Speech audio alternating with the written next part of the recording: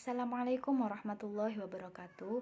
Nama saya Amalia Fitriani dari Fisika kelas B angkatan 2021.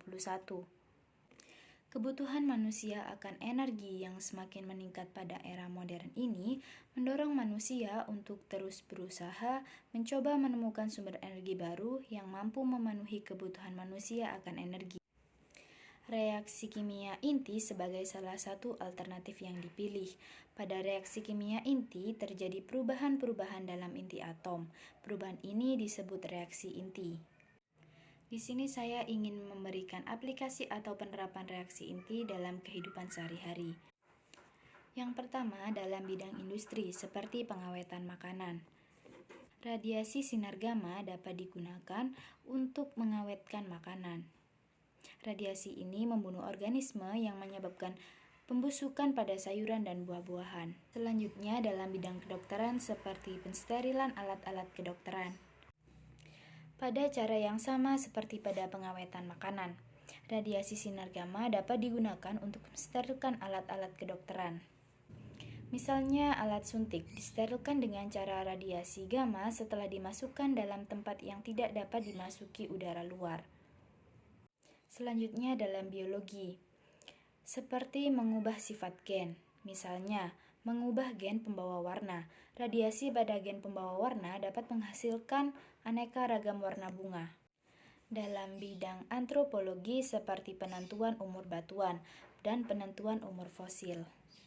Kemudian contoh dalam kimia seperti esterifikasi, misalnya esterifikasi antara alkohol dan asam karboksilat. Kemudian penetapan struktur senyawa kimia seperti ion tiosulfat. Kemudian dalam bidang energi, aplikasi reaksi inti dalam bidang energi yang paling dikenal masyarakat adalah pemanfaatan energi nuklir sebagai pembangkit listrik. Pembangkit listrik tenaga nuklir atau PLTN akan menghasilkan sumber energi listrik yang sangat besar dengan tingkat efisiensi yang tinggi.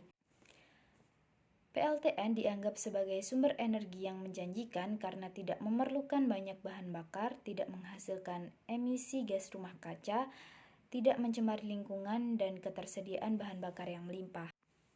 Selain bersih dan tidak mencemari lingkungan, harga listriknya sangat murah dan dapat bersaing. Bahkan dengan reaktor temperatur tinggi, selain listrik yang dihasilkan, pendinginnya dapat digunakan untuk memproses batu bara menjadi bahan bakar minyak dan gas untuk kendaraan bermotor, serta desalinasi air laut untuk menjadi air minum dan garam. Selanjutnya dalam bidang pertanian seperti pemberantasan hama. Salah satu sifat radiasi adalah dapat merusak sel tubuh. Bila sel tubuh itu sel kelamin, maka radiasi yang efektif dapat menyebabkan kemandulan. Prinsip itu digunakan untuk memandulkan hama jantan. Hama jantan yang telah dimandulkan dilepaskan di daerah yang terserang hama. Perkawinan antara hama jantan mandul dengan hama betina tidak akan menghasilkan keturunan. Dengan demikian, perkembangan populasi hama akan terganggu.